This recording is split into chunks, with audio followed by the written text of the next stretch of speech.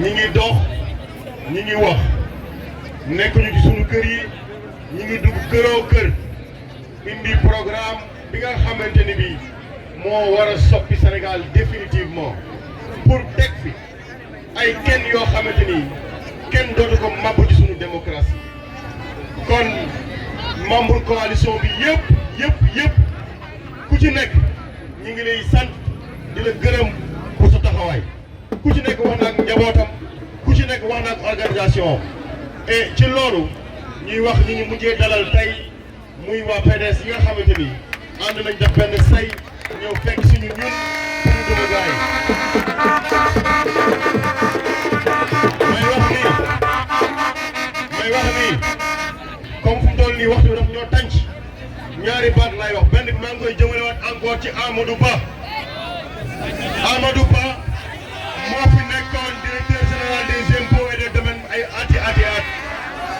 Amadou Ba mooy njuuj njaaj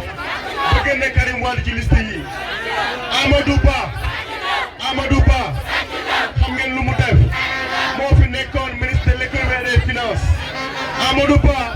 moo fi nekkoon premier ministre. Amadou Ba lañ posé benn question sur le revenu par tête d'habitant mooy dem xoolwaat les chiffres kooku soob man la amul xam-xam. mënoo nekk ci le cœur de l'État pendant des années ñu lay laaj yow sa jeexitalu liggéey ban jeexital la am ci askanu Sénégal nga ne xaaral nga xoolwaat ces chiffres. cuune la waaye même bi mu nekkee sàcc ba noppi dafa nekk cuune moo tax may wax ni suba samedi nañu dallu tuuti mais dimanche nañu dajalewaat suñu doole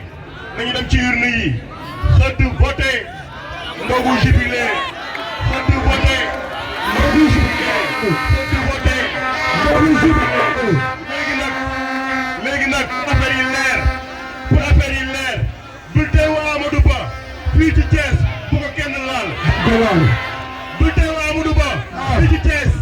am ngeen droit tànn 5 bulletins mais bu kenn laal bulletin wu Amadou Ba bu ko kenn laal teg leen ko foofu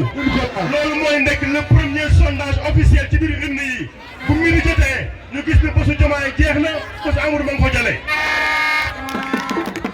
beneen bi mooy bu ngeen voté toog leen sur place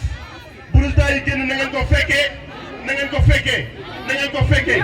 bu ñu mani xoolal bu kenn sàcc duñ ko may